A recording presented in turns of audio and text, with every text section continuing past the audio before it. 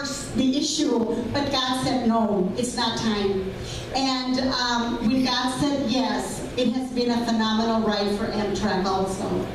So they've been doing their camp since 2014, and it's really cool to see these little kids who were once 7 and 8 years old, now to be at track as unbelievable, wonderful young men and women.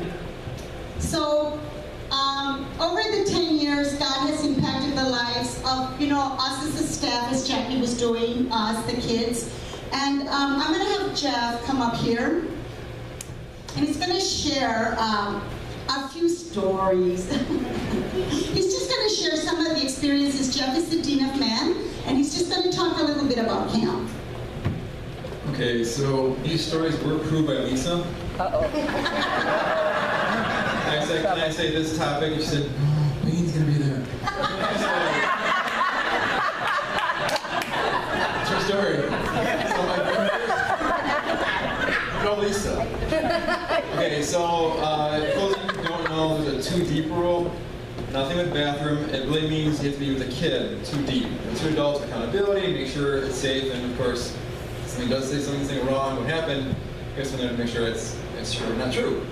Well, again, if even a kid's running, you must be 2 deep. So I'm by one of the cabins, and this camper is running past. And then his counselor is running past saying, I need my 2 deep! And then so I told my friend to watch my kid. I run around the building, I get the kid, and I have him, right? And he said, man, you can't get me! You can't get me! I'm like, I have you. You can't get me! I'm like, okay. I'm like, oh. He's like, I got you! He's like, come on, man! I'm like, okay. So 2 more times I do that. I got you! He's like, TJ, the guy who was running from, can we go now? Oh, I forgot, no sarcasm at camp. Sorry, Lisa. That was the first try. Oh. Another funny story actually happened last year, and we have a great talent show. These kids have amazing talent. They sing, they do skits. It's awesome. And recently, the boys, what they do is they think this is the most skit of good versus evil. It's awesome. Good wins. It's always a fight scene, and it's been good.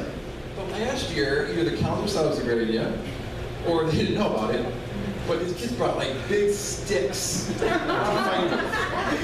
And I'm like, as a man, I'm thinking, I'm gonna be very busy later. But then this little kid says to me, he turns around and he's like, hey Jeff, I'm like, yeah, this is not gonna end well.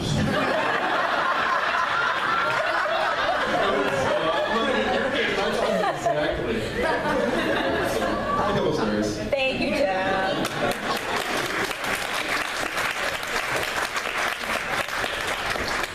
We do have a lot of fun at camp. Yes. And the kids, they touch our hearts, and they stay in our hearts forever. And we meet some awesome families. We've made some awesome friends. I'm the child placement coordinator, so I'm the face that goes to social the agencies, the child welfare agencies, and beg for the kids to come.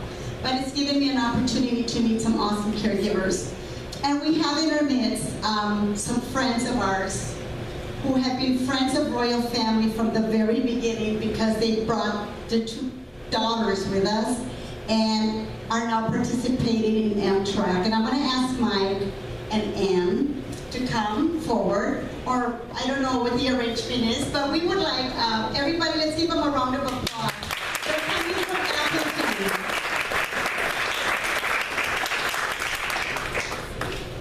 Thank you.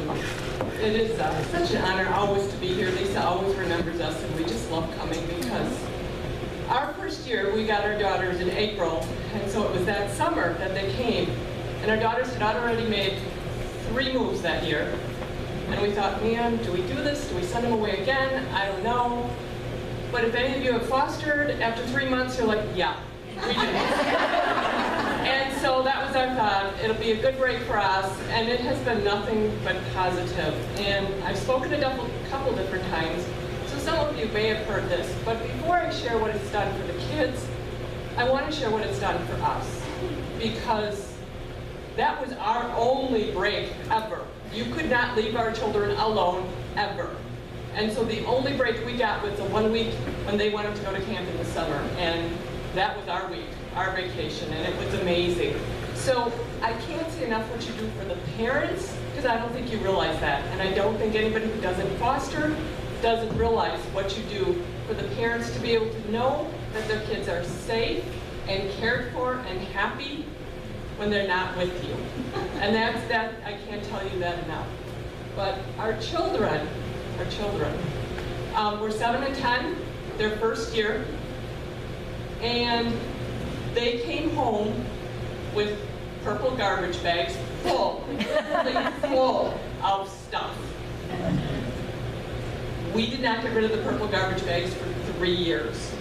They would not let us keep the purple garbage bags. They still, to this day, have every single thing they ever got from camp. My youngest daughter now graduated out. She has her graduation picture sitting in her room. The music we heard over and over.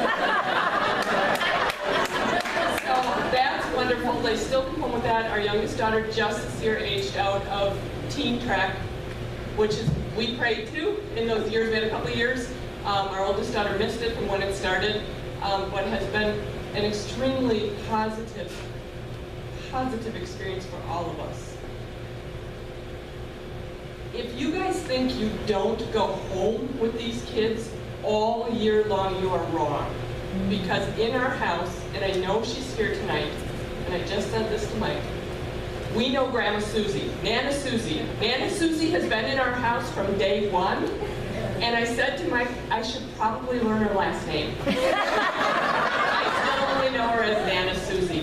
She was my youngest daughter's camp counselor, and again, I cannot say enough what you do. And to think that it's only a week, it's not, because every one of you that are at that camp go home with these kids all year long. And we as parents hear about them. So it's amazing, amazing what you do. So thank you very much. Thank you.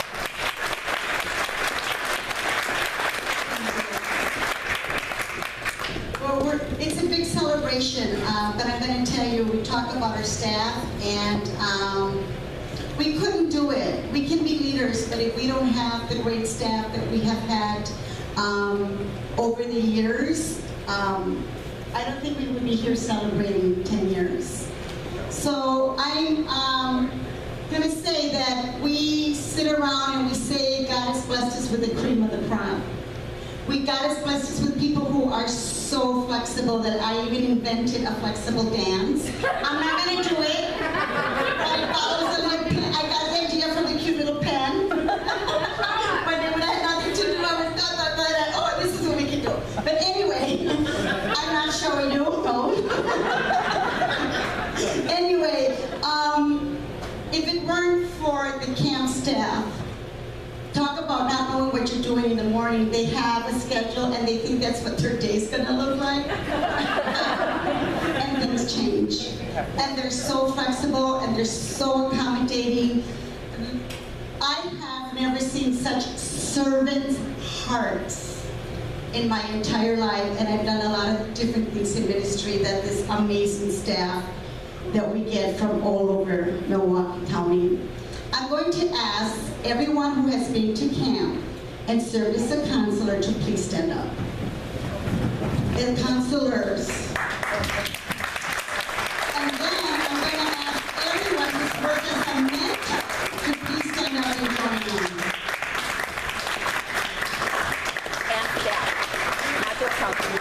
And then I'm going to ask the other staff, because there's people who come and make camp happen, like activities and Bible teaching and music and all the addition, and the nurses.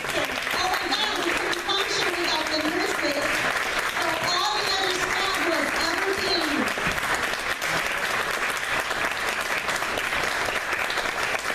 Thank you for your service. And then I'm going to ask, because there's people who can't make it that week, but they pray. So I'm going to ask everybody who's ever baked a cake to stand up for Royal Family. Who's ever served at the welcome dinner to stand up. I'm going to ask who have opened their doors and sent their people and are just giving us the best support ever to stand up.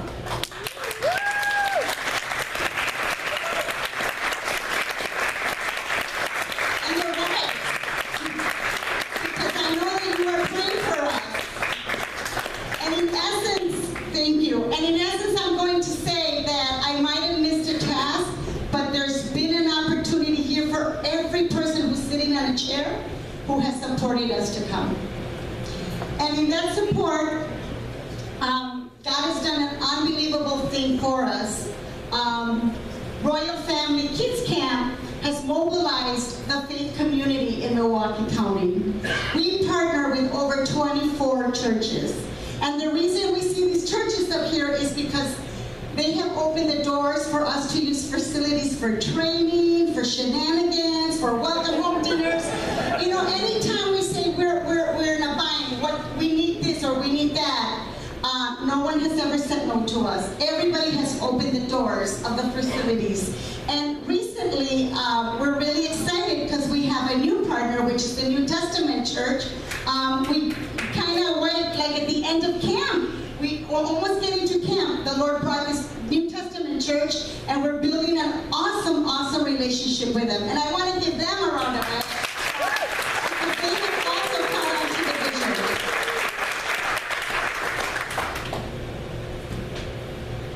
So, as you see, the celebrations, we're celebrating you. The volunteers who have no longer come to camp because they become foster parents. We miss them, but they're doing an unbelievable work. The parents who are no longer coming because they have now adopted some of the kids. Because our children have found forever homes. Because we have sibling groups who have been reunited. You know, we have kids who are like maybe 6, 7, 8, 9 kids and they can't be in the same home. And we have case managers who are looking forward to that week because that's the week that the kids come to camp. And they all see each other. And we have bridged a gap for child welfare in Milwaukee. And I'm going to tell you quickly, the Lord just orchestrates without us knowing. We had 3 children, and they had 3 different case managers, and these children, 1 in Milwaukee and 2 were up north. I didn't know where Menasha was. I really didn't know. I've always been a southeastern Wisconsin girl. And some things happened where these 3 kids were coming. We didn't realize they were related, and 2 of the kids couldn't come. And I don't know what got into me. I go, I'll go get them. Because I didn't know where Menasha was. So I go, well, I need somebody to come with me. Chris Phillips, who doesn't know how to say no when it comes to doing service. And so she and I embarked on a trip, and I picked up this little girl who didn't know me, and I said, you know, Jelly, we have to take a trip. We have to go pick up these 2 other kids, and it's going to take us a while, but eventually we'll be at camp by supper time for sure. So this little girl comes, you know, now it's 10 o'clock in the morning when I'm picking up this little girl after everybody's been on the bus.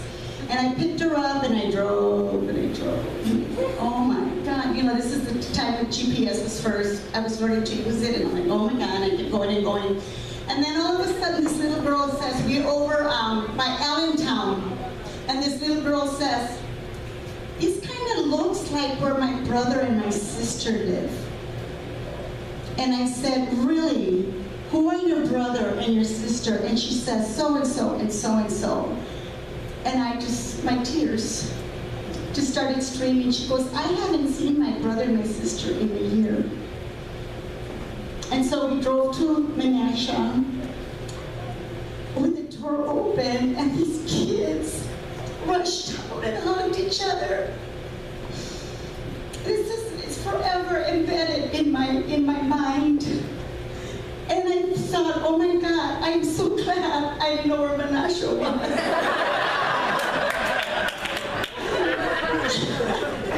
Because this is my Soto, you know, that I drove, and I didn't even text my husband to let him know where I was going. basketball, and those who know me can understand. But anyway, we were able to bring these kids. I delivered them by supper, and it was, you know, it was a Liberty Sport Jeep. It's not a big vehicle. It was hot. We had to stop numerous times because the kids were getting car sick. But they sat in the back seat and they just hugged each other all the way to camp. You know, there was no bickering, move over, stop looking at me, stop touching me. You know, Your advice. I was like, dang, you know, exactly, you're my space, that kind of stuff. They were so thankful to see each other, and it was just amazing to me. So the Holy Spirit is constantly orchestrating, and we could be here all night talking about the awesome things that God has done. And why do we do it? Everybody, it's all about the kids. And we say that pictures can be 1,000 words, and the kids are just amazing. I did not bring the program with me. So, as we continue the rest of the night, the big question is, where will God lead us next? But there's no doubt in my mind that we will continue to have some very exciting times with Royal Family Kids. Lisa. Can we give Annie a huge round of applause for taking us on our family journey? Well, I know you've been waiting with bated breath for our main event here tonight. We are just so privileged that Wayne Tesh, founder of Royal Family Kids, is here with us tonight. We wouldn't all be in this room if not for Wayne and his wife Diane, founding Royal Family Kids. And this vision is just caught like wildfire across the country, across the world. And he's come tonight to share a special message just for us. So with further ado, Wayne Tesh.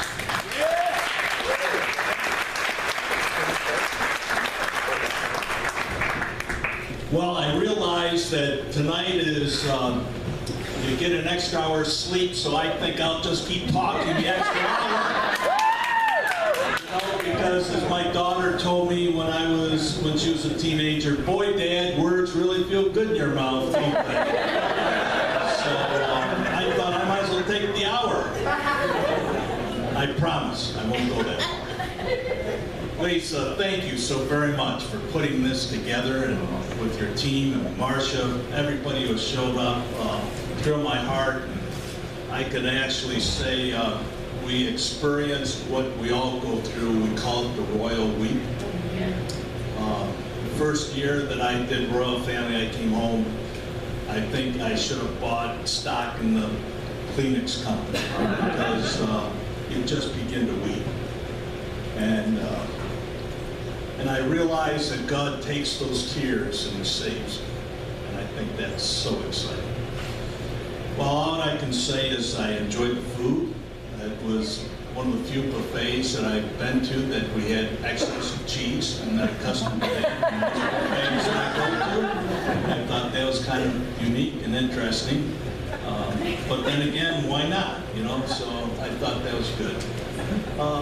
You know, when you think of Royal Family, one of the things that it started with 37 children.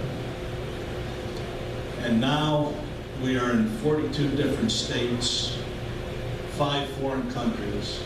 We have over 240 camps that are involved.